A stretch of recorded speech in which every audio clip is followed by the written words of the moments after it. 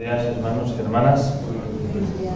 De nuevo, pues gracias al Señor por haber tenido este tiempo de alabanza en el que pues le alabamos a nuestro Señor, le adoramos, pero también nos hace recordar del Dios que tenemos, nos acerca a Él y también pues nos podemos renovar y recordar su amor pues tan precioso, ¿no? Como cada uno ha manifestado de una manera o de otra, con oraciones, con cánticos. Así que damos gracias al Señor por ello y también por la oportunidad que tenemos de acercarnos a su palabra de nuevo, conociendo más a nuestro amado Salvador, nuestro Señor Jesús, en el Evangelio de San Juan, como venimos haciendo los últimos domingos.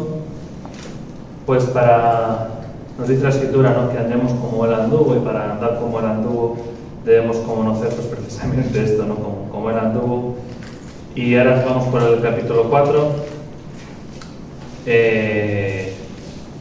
Hoy pues estaremos en el versículo 43 del capítulo 4 y también leeremos una parte del capítulo 5. Y veíamos el domingo pasado cómo el Señor Jesús pues iba de Judea a Galilea, pero en el camino de ir a Judea a Galilea se para en Samaria, en aquel pozo de Jacob, donde habla con aquella mujer samaritana perteneciente a un pueblo, a una etnia, por decirlo así, de personas pues muy odiadas por los judíos o despreciadas por de dónde habían surgido, por diferentes motivos que habíamos aprendido. Pero vemos que esta persona, pues a pesar del principio pues no conocer quién era quien tenía delante, pues poco a poco el Señor se le va mostrando, se le va manifestando. Ella va al pueblo a contarle a todos a quien había conocido. Vemos como aquel pueblo de samaritanos que era despreciado por la sociedad judía, pues acuden al Señor y no solo pues le reconocen y tienen ese discernimiento de entender de que Él era el Salvador del mundo, sino que le ruegan que esté 2 días con ellos, y así hace el Señor, ¿no? Él se queda 2 días allí. Y estamos en este punto. Por eso en el versículo 43 nos dice así. Leeremos primero el capítulo 4, lo compartiremos y después leeremos una parte del capítulo 5. Nos dice así la palabra del Señor, hablando del Señor Jesús. 2 días después de lo que hemos recordado, de estar allí con los samaritanos, 2 días después salió de allí y fue a Galilea, porque Jesús mismo dio testimonio de que el profeta no tiene honra en su propia tierra. Cuando vino a Galilea, los galileos le recibieron, habiendo visto todas las cosas que había hecho en Jerusalén, en la fiesta, porque también ellos habían ido a la fiesta. Vino pues Jesús otra vez a Caná de Galilea, donde había convertido el agua en vino. Y había en Capernaum un oficial del rey, cuyo hijo estaba enfermo. Este, cuando oyó que Jesús había llegado de Judea a Galilea, vino a él y le rogó que descendiese y sanase a su hijo, que estaba a punto de morir. Entonces Jesús le dijo: si no viereis señales y prodigios, no creeréis. Y el oficial del rey le dijo: Señor, desciende antes que mi hijo muera. Jesús le dijo: ve, tu hijo vive. Y el hombre creyó la palabra que Jesús le dijo y se fue. Y cuando ya él descendía, sus siervos salieron a recibirle y le dieron nuevas, diciendo: tu hijo vive. Entonces él les preguntó a qué hora había comenzado a estar mejor, y le dijeron: ayer a las 7 le dejó la fiebre. El padre entonces entendió que aquella era la hora en que Jesús le había dicho: tu hijo vive, y creyó él con toda su casa. Esta segunda señal hizo Jesús cuando fue de Judea a Galilea. Así que vemos aquí esto que nos dice la palabra del Señor, de este milagro que el Señor hace de esta sanación de este hijo, de este oficial del rey Herodes de aquella, no sé si era Herodes Antipas, no recuerdo, pero bueno, hubieron varios reyes que se les llamaba Herodes. Y podemos pensar, ¿no? Pues otro milagro del Señor, ¿no? Y pasarlo de largo Pero tenemos que entender de que todos los milagros, todas las cosas que el Señor hizo en la Escritura, cada uno de ellos no es un calco de otro, ni ha sido por rellenar la Escritura, ¿no? Toda la palabra del Señor está inspirada por el Espíritu Santo, está escrita para nuestro bien, para nuestro crecimiento, para nuestra enseñanza, y por lo tanto, si nos cuenta la palabra tantos milagros que hizo el Señor es porque nos muestra cómo era el corazón del Señor, cómo es el corazón del Señor, y en cada uno de ellos podemos aprender, ¿no? Porque después de aquí, justamente en el capítulo 5, veremos otro milagro del Señor. Así que no nos pasemos de largo y lo vemos como un milagro más, sino como algo que el Señor nos quiere mostrar, algo que le ha dejado en su palabra por algo, ¿no? Vemos que Juan al final del Evangelio nos dice que piensa que no habrían libros en la tierra para escribir todo lo que el Señor hizo, ¿no? Pero los que hay escritos pues es por algo y así ha sido inspirado. Así que vemos que Jesús dice que va a Galilea y dice que dio testimonio, ¿no? Que el profeta no tiene honra en su propia tierra. Y meditaba, ¿no? Y pedía al Señor qué significado tiene esto. Recordemos que en el capítulo 4, al principio, porque toda esta narración va seguida, de hecho, casi que hemos leído Juan, va todo muy seguido en cuanto a días, pero dice en el principio del capítulo 4, dice que cuando pues el Señor entendió que los fariseos habían oído decir Jesús hace y bautiza más discípulos que Juan, dice en el versículo 3, salió de Judea y se fue a Galilea. Entonces, pienso que los fariseos ya estaban buscando, habían visto que los discípulos de Jesús bautizaban más que Juan, y quizá ahí pues el Señor no era el momento, ¿no? De buscar esa confrontación con los fariseos, y por eso se fue a un sitio, a Galilea, donde realmente pues no tenía tanta influencia, ¿no? De alguna manera. Así que pienso que pienso que puede haber leído algunos comentarios de algunos hermanos que creen que es por este motivo que el Señor dice estas palabras, ¿no? Que en ese momento no era momento de buscar confrontación, y por eso pues se fue a seguir su ministerio a Galilea. Y en Galilea se encuentra con un hombre que había oído de él, que vivía en Capernaum, y vemos que es un hombre que, por lo que explicas aquí, era un hombre pues importante en aquellos tiempos, en un oficial del rey, y vemos como en primer lugar pues es un hombre que tendría siervos, que tendría mucha gente a su cargo, como vemos también más abajo, ¿no? Que dice que vinieron siervos a recibirle, pero vemos que era tal la necesidad de esta persona que no buscaba en Jesús como una solución más, porque seguramente esta persona habría acudido a médicos, habría acudido a muchas otras posibles soluciones. Seguramente tendría capacidad de hacerlo, un oficial del rey, no era un pordiosero, pero cuando se trata de buscar ayuda en Jesús, va a él personalmente, no manda a nadie para pedir ayuda, sino que es él en persona que lo hace, porque es una persona que amaba a su hijo, como podemos comprobar, ¿no? Además hay un detalle aquí que me gozaba, que viendo en el original, cuando dice, cuando este hombre va a Jesús y habla de su hijo, porque vemos la palabra hijo se repite aquí muchas veces, ¿no? Y se traduce por la palabra hijo, pero realmente en el original son 3 palabras las que se usan aquí. Y me gustaba, ¿no? que el Señor haya dejado en su escritura este detalle. Dice que cuando este hombre va a Jesús y le pide por su hijo, le ruega por su hijo, la palabra que utiliza ahí es niñito, ¿no? Es mi niñito, se está muriendo, ¿no? Y ese es el cariño que tenía este hombre a ese hijo.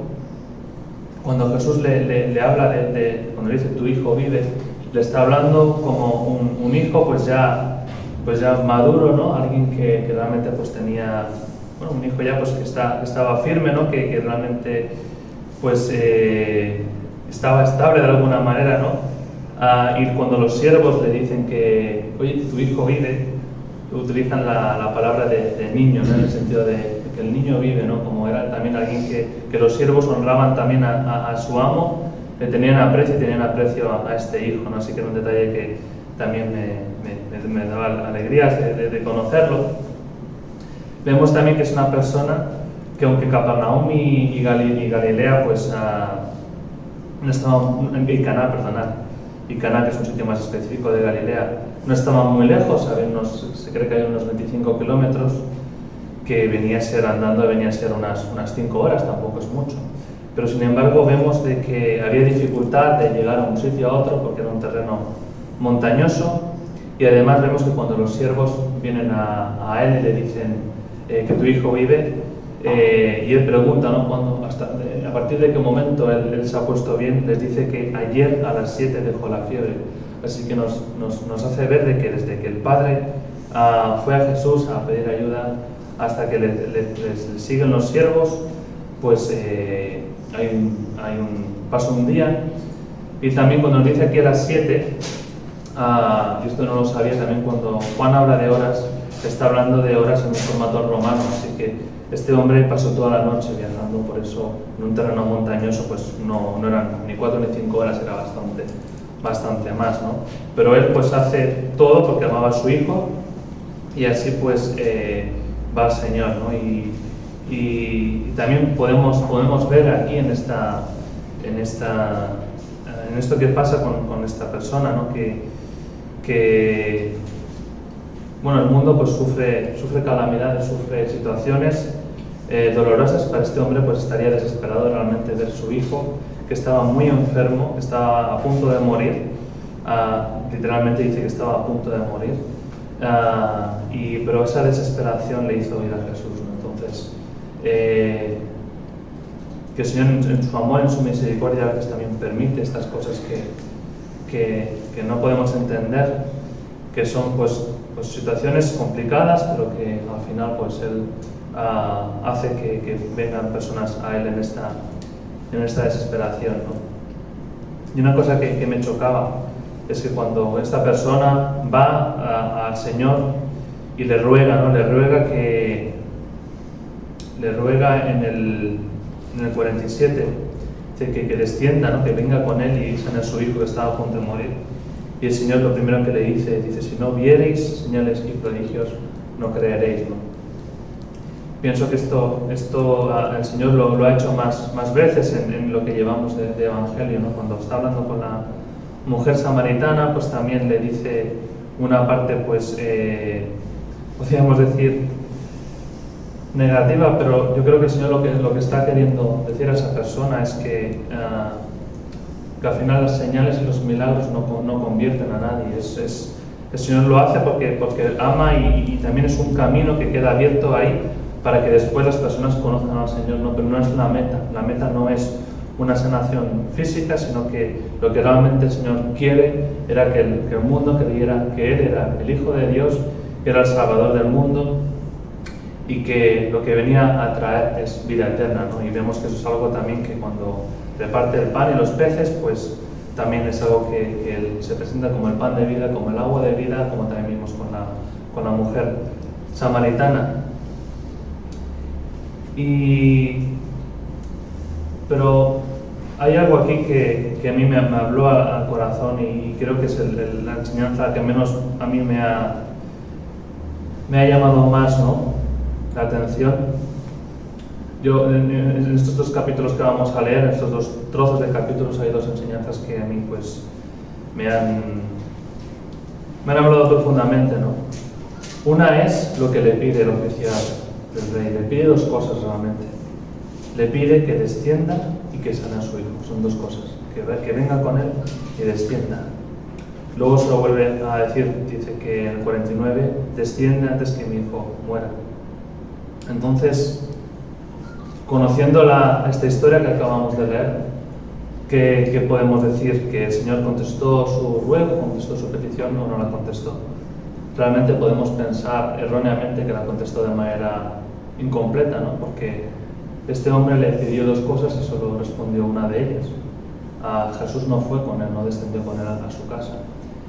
Y eso me hablaba del error que podemos cometer de cuando vemos una necesidad, pues decirle al Señor y aferrarnos al cómo tiene que el Señor solucionar ese problema o esa necesidad que vemos. El Señor tampoco le reprocha el hecho de que yo simplemente, o sea, no quiere decir que nosotros no lo podamos poner al Señor, pues cómo vemos las cosas, incluso cómo creemos, pero no aferrarnos a ese cómo el Señor quiere hacer las cosas, ¿no? El Señor iba a salvar a ese hijo y Él iba a hacer la obra, pero no de la manera que el hombre pues lo pedía. Y pienso que nos puede cegar de tal manera el hecho de estar muy obcecados en cómo el Señor va a obrar, que olvidamos las promesas del Señor para nosotros. A veces pues estamos en una situación y le pedimos al Señor la salida, pero con un camino en específico, pero tiene que ser así, Señor, ¿no? Y a lo mejor el Señor nos está respondiendo de otra manera y nos está dando una solución a ese problema, a esa necesidad, pero estamos como desanimados porque el camino que pensaba este hombre pues no se cumplía, ¿no? El hombre no se podía haber quedado triste ya, Señor, pero ven, Señor, pero ven, es que necesito que vengas, porque es que mi hijo está muriendo. Pero vemos que dice aquí que este hombre, pues, que creyó, dice en el versículo 50, el Señor le dice, ve, tu hijo vive, y el hombre creyó la palabra de Jesús y se fue. Que bueno, que yo para mi vida, no sé si me estoy explicando bien, ¿no? Pero me daba cuenta de que eso no significa estar parados, estar quietos y no dar ningún paso, porque el Señor tiene la manera y debemos dar pasos de fe y ponérselo al Señor, pero no aferrarnos a la vía que el Señor pues pueda, a nuestra vía, sino que quizás el Señor tiene otras vías, ¿no? Y que eso, que me puede ser, esto para mí mismo me puede estar poniendo un velo para ver cuál es la voluntad del Señor, ¿no? Y sobre todo, no olvidarnos de la promesa del Señor que Él pues va, no sé si está cerrando la puerta. ¿Quién la cierra? No sé, las llaves tienes tú, nena. ¿Tu papá? ¿Papá? ¿Estás dándole al mando sin querer? Mando. La puerta que está cerrando. Cerrar la persiana, digo, que igual has estado sin querer al mando. ¿Llevas ahí en el bolsillo?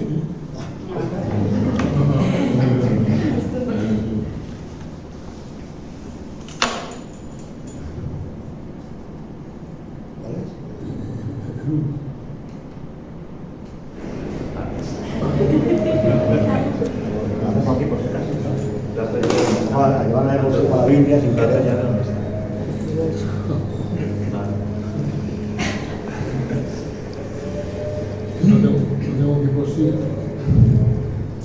Entonces, bueno, que veamos, ¿no? Que a veces incluso podemos tener ese velo que decía, ¿no? Pero también llegar a pensar que el Señor no nos está escuchando, ¿no? Y a lo mejor nos está diciendo, no, si, hijo mío, si yo quiero esto para ti, pero no es de la manera que tú te piensas, ¿no? Y bueno, pues es algo que para mí ha sido bastante profundo, ¿no? El ver cómo esta persona pues dice, bueno, pues no tienes esto, Señor, en esto, sino yo creo en tu palabra, creo en tus promesas. Esta, que la promesa que el Señor le había dado a él es que su hijo vivía, pero nosotros tenemos otras muchas promesas, ¿no? Y la más grande de todas es que Él nos iba a enviar un consolador, así lo hizo, que Él iba a tomar de lo suyo y nos lo iba a hacer saber y que Él no nos iba a alejar hasta el fin del mundo, ¿no? Así que esto es algo que quiero, que pedía al Señor que quede grabado en mi corazón. Y también podemos aprender de la reacción de este hombre, pues que cuando le dicen que su hijo vive, también vemos, ¿no? Como los siervos, pues con este aprecio seguramente que le tenían, van a buscarle, no le esperan a que llegue a casa.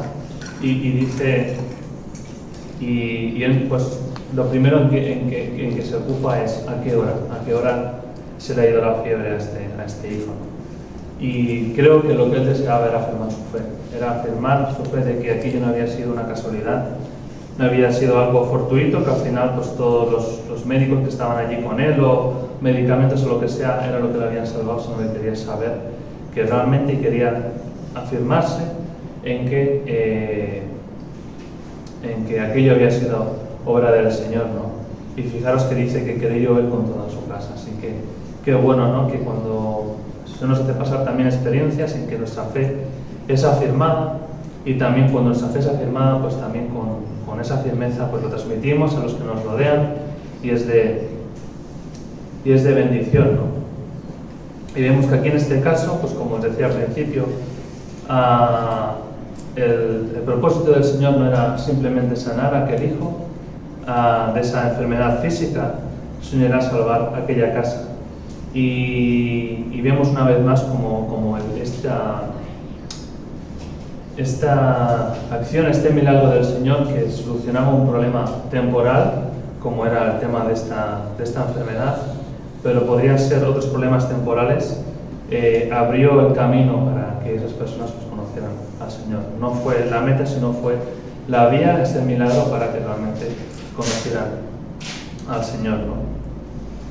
Así que esto es una gran enseñanza, menos para mi vida, que le daba gracias al Señor de cómo pedirle, ¿no? A pedirle pues con sencillez, sabiendo de que, bueno, que a veces incluso no sabemos cómo pedir, pero el Espíritu lo hace por nosotros, y que en esta actitud pues el Señor nos vaya abriendo el camino en nuestras vidas, con nuestra familia, con la Iglesia y con todas las cosas, ¿no? Y que estemos pues con los oídos abiertos a lo que el Señor nos diga y así pues caminar toda nuestra vida. Así que vamos a leer el capítulo 5, donde hay otro milagro. Y vamos a leer, la leeremos hasta el versículo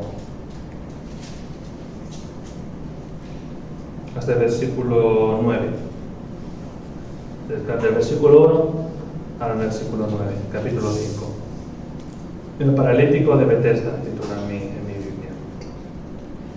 Dice, después de estas cosas, esto todo muy seguido como os decía, después de estas cosas había una fiesta de los judíos y subió Jesús a Jerusalén.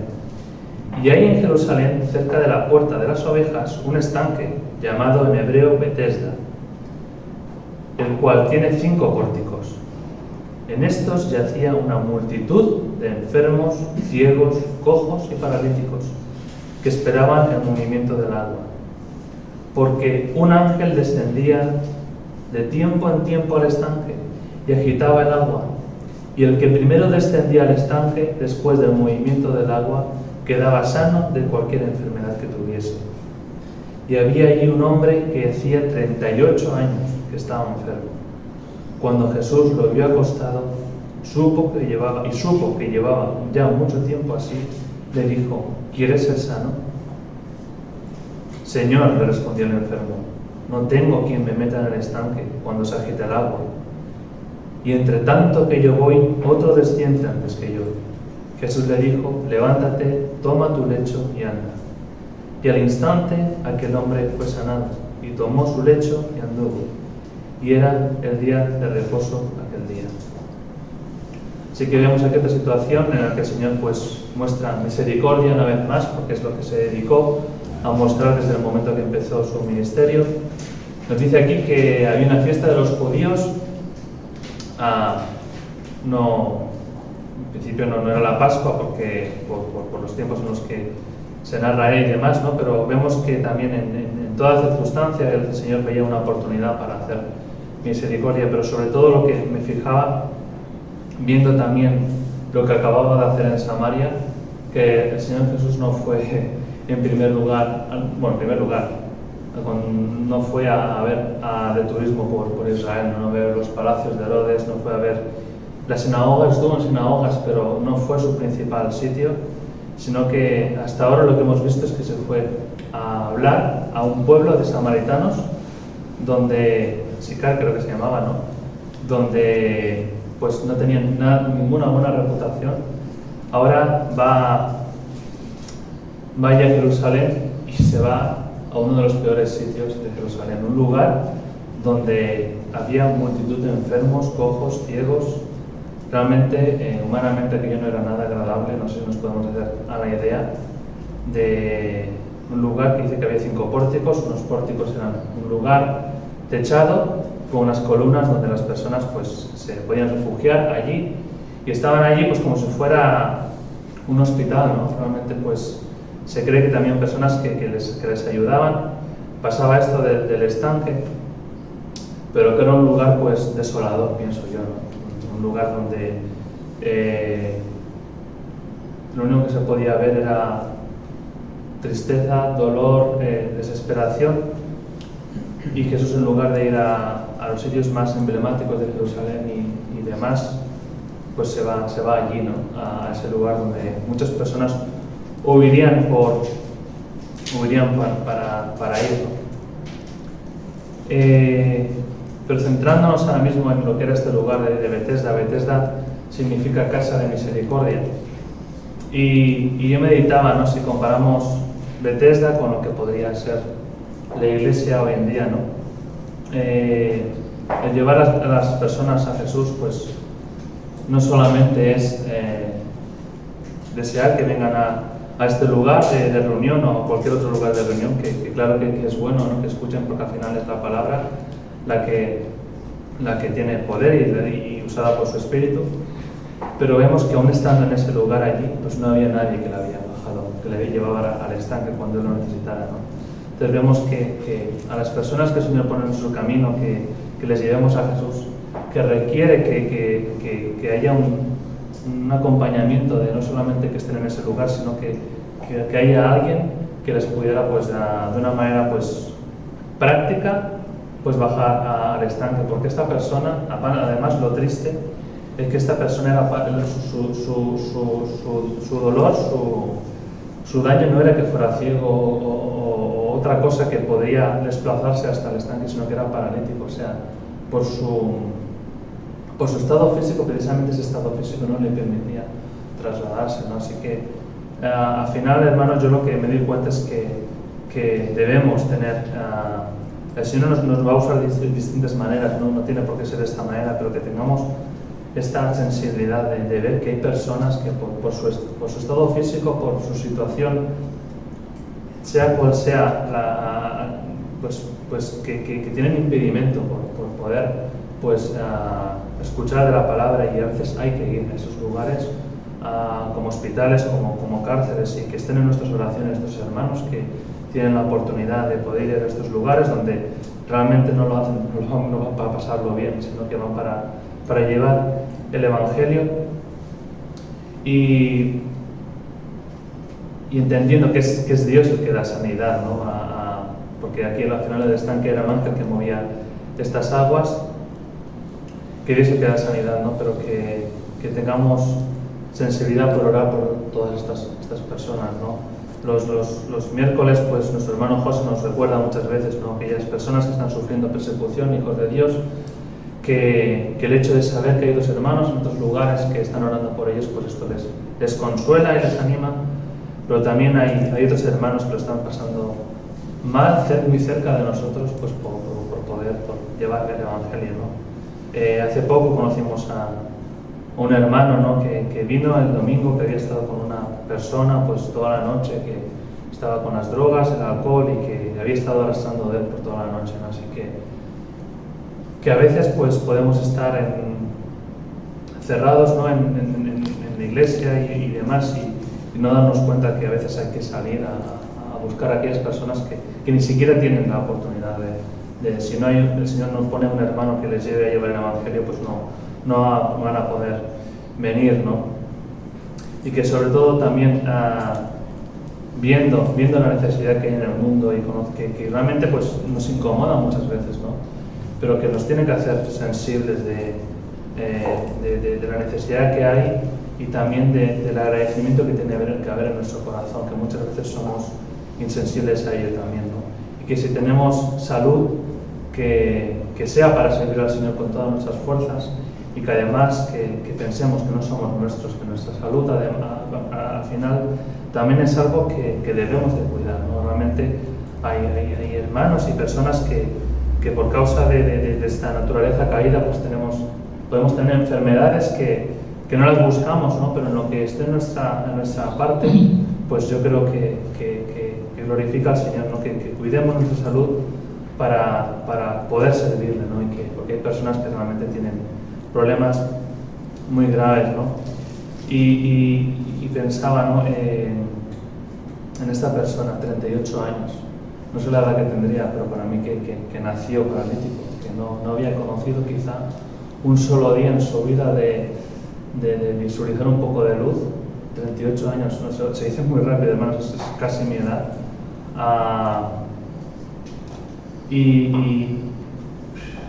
Pero que él seguía ahí, ¿no? Él seguía ahí con esta esperanza de que alguien le llevara a la estancia, ¿no? Y pensaba, ¿no?, que a veces nosotros por un simple dolor de muela o porque tenemos alguna dolencia pues pasajera, pues que rápido pues, nos quitamos del medio muchas veces y bueno, no se trata, ¿no?, de venirse arrastrando tampoco, pero no sé, a mí cuando venimos, ¿no?, que entrego mi vida al Señor y demás, pues que eso al final que se pueda ver a la práctica, porque lo que me hacía pensar mucho, ¿no?, es que en ese estanque habían personas que habían sido sanadas. ¿Dónde estaban estas personas? No estaban allí ayudando a ese paralítico para llevarle al agua. Eran personas que habían sido sanadas y ahora ya a vivir la vida. Pues no sé, ¿no? Pienso que es muy triste, ¿no?, el ver esa situación. Lo vemos también con los leprosos, aquellos leprosos que el Señor sanó y que solo vinieron uno o dos, ¿no?, uno solo. Vino a dar gracias al Señor, ¿no? Y es que somos así. Y veremos versículos en el Nuevo Testamento de que Pablo le dice a Timoteo que es que somos muy egoístas. Somos muy egoístas y creo que ahí pues no se trata ahora de podernos hacer, ¿no? Pues ahora tengo que compensar este error, ¿no? Se trata de que nos pongamos delante. Yo me tengo que poner delante del Señor y ver lo que significa. Hemos cantado el amor del Señor. Él ha entregado su vida, lo ha dado todo. No se trata de compensarle, pero también que podamos ver si le amamos, ¿no? Y el propósito es pues, tener esta misericordia, pues ver cómo el Señor nos pueda usar, ¿no? Así que es algo que conocer las dificultades de los demás pues nos humilla y nos hace entender, ¿no? Y como decía, tampoco se trata no pretendo a levantar ningún sentimiento de culpa de nadie, no se trata de eso, se trata simplemente de ponernos delante del Señor y sobre todo ver el amor del Señor que tenía por las personas, que a qué lugares iban, a lugares donde había personas necesitadas que nadie ayudaba. ¿Y dónde está el impedimento que podemos tener, ¿no?, en llevar en ayudar a las personas necesitadas? Nos dice en Gálatas 6, dice que el que siembra para su carne, de la carne segará corrupción, mas el que siembra para el Espíritu, del Espíritu segará vida eterna. Y es curioso que aquí pues leamos estos versículos de sembrar para la carne y sembrar para el Espíritu, pues que está relacionado con lo que viene ahora, que dice: no nos cansemos pues de hacer el bien, porque a su tiempo segaremos si no desmayamos. Así que, según tengamos oportunidad, hagamos bien a todos, y mayormente a los de la familia de la fe. Así que podemos aprender de aquí que es nuestra carne muchas veces la que nos impide el hacer el bien a todo aquel a que tengamos oportunidad. También vemos que el Señor aquí no ayudó a todos los que estaban allí, porque en el momento no sabemos por qué. Realmente al final el Señor nos da oportunidades también, pero de que también que tengamos esta sensibilidad, ¿no? Que cuando el Señor habla aquí de la carne y del Espíritu, lo relaciona con hacer el bien a los demás. Y además que podemos aferrarnos demasiado y fijarnos demasiado en el final de este versículo que nos dice mayormente a los de la familia de la fe. Así que si estamos bien entre nosotros, entre los hermanos, pues ya estoy cumpliendo el versículo.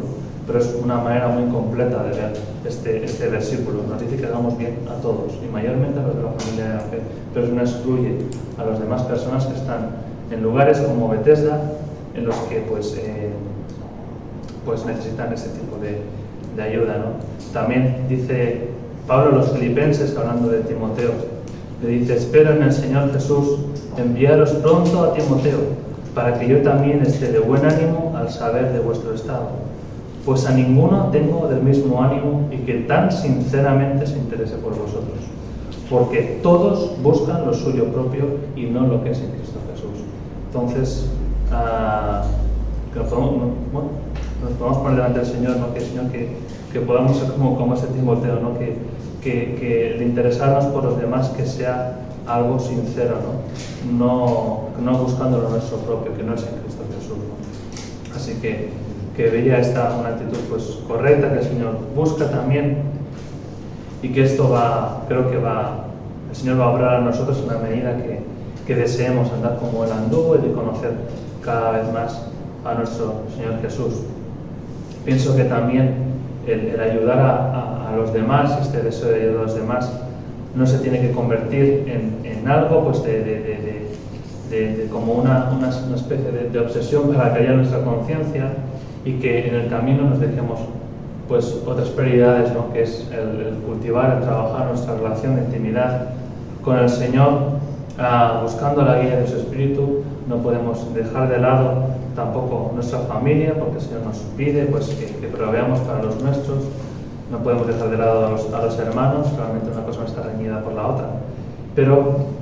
Y necesitamos vivir en comunión en iglesias locales donde, como Él nos dice, nos amemos, nos exhortemos, nos alentemos, nos saludemos también, como nos dice en Romanos 16, que hay una larga lista de saludos, ¿no?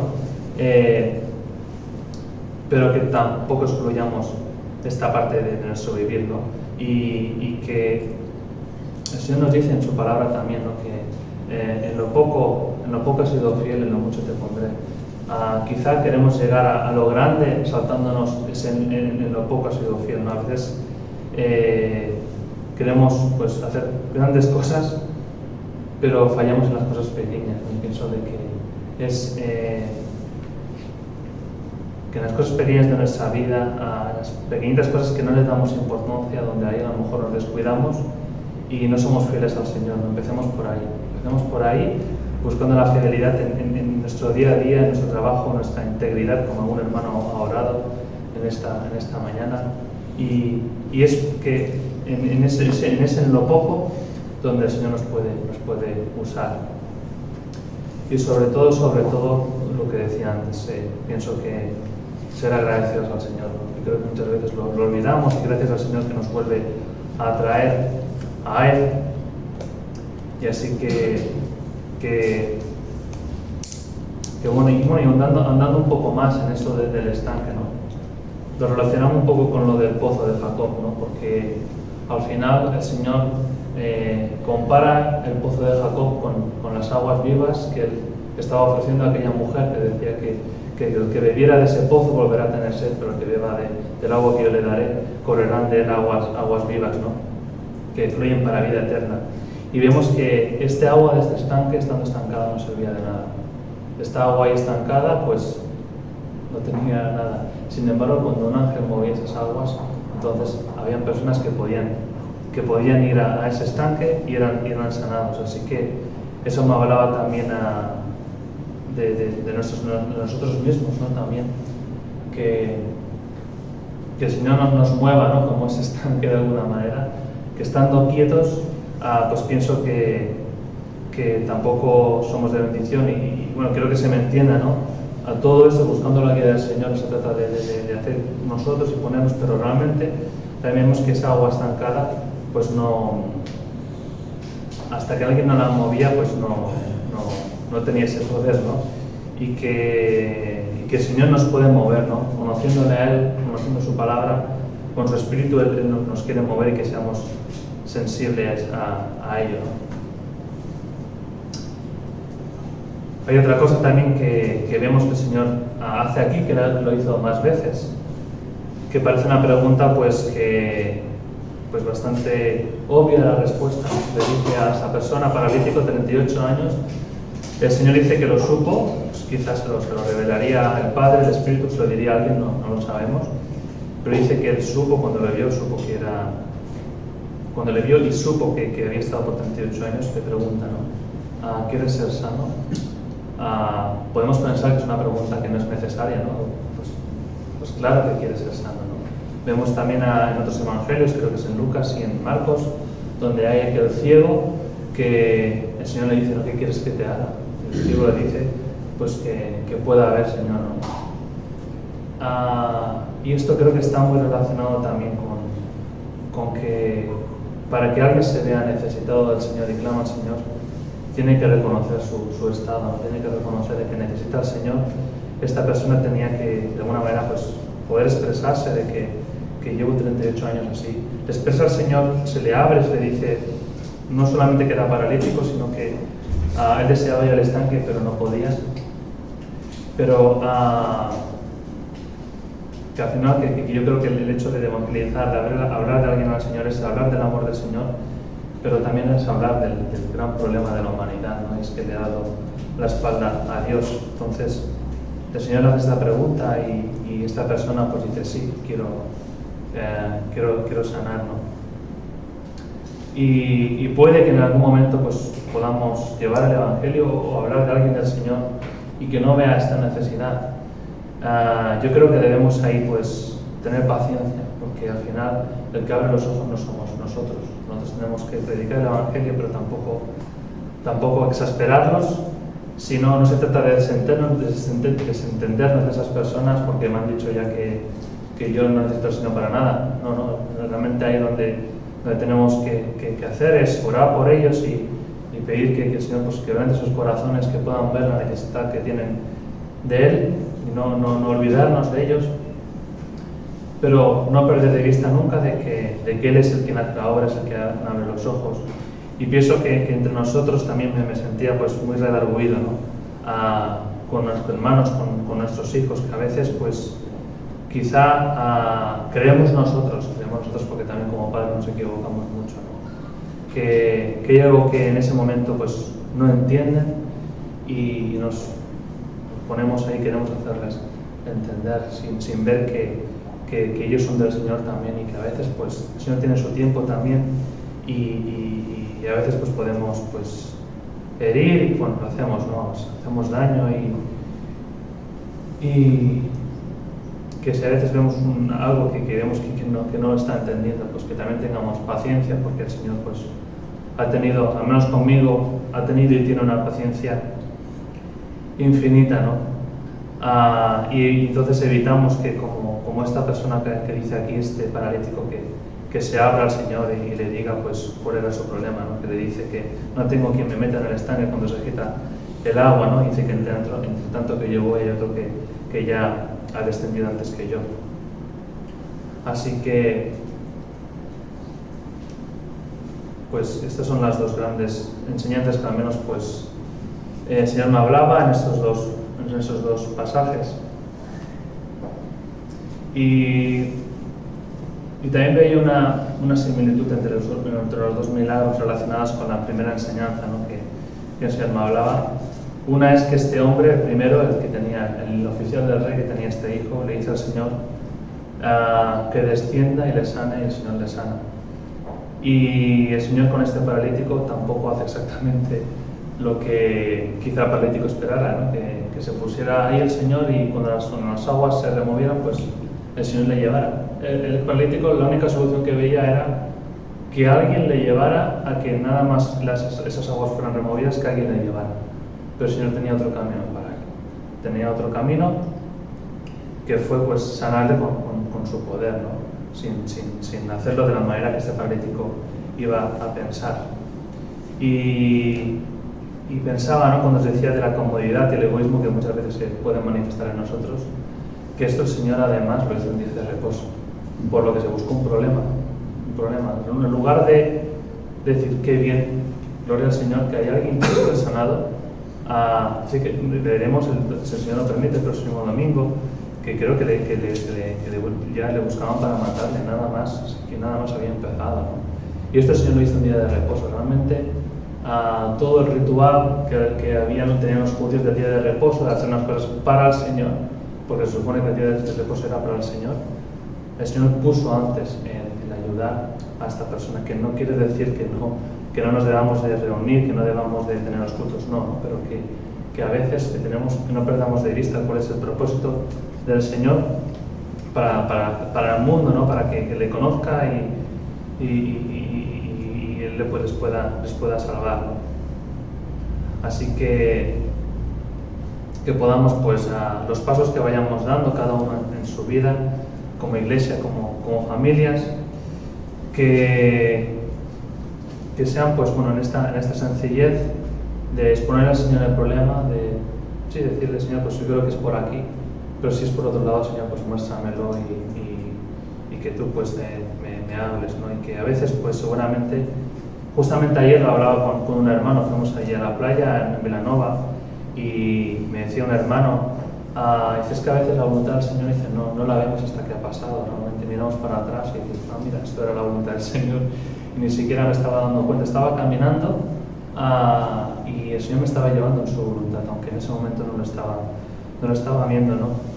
Y lo que nunca dudemos, que aunque cometemos errores y demás, de que siempre podremos decir que hasta aquí nos ayudó el Señor y que el Consolador que nos envió pues va a estar siempre con nosotros para redarguirnos, para consolarnos, como decía el otro día, ¿no? que me pienso en el título que le da el Señor al Espíritu Santo, le llamo como el Consolador. Le podría haber llamado el que redarguye, el que tal, le llama el Consolador. Así que nunca perdamos eso y que el Señor nos ayude y que nos muestre el camino por el que hemos de andar, sabiendo de que Él en amor, cuando nos equivocamos, pues Él endereza nuestros pasos, ¿no? Y que en esa confianza podemos caminar desde el Señor.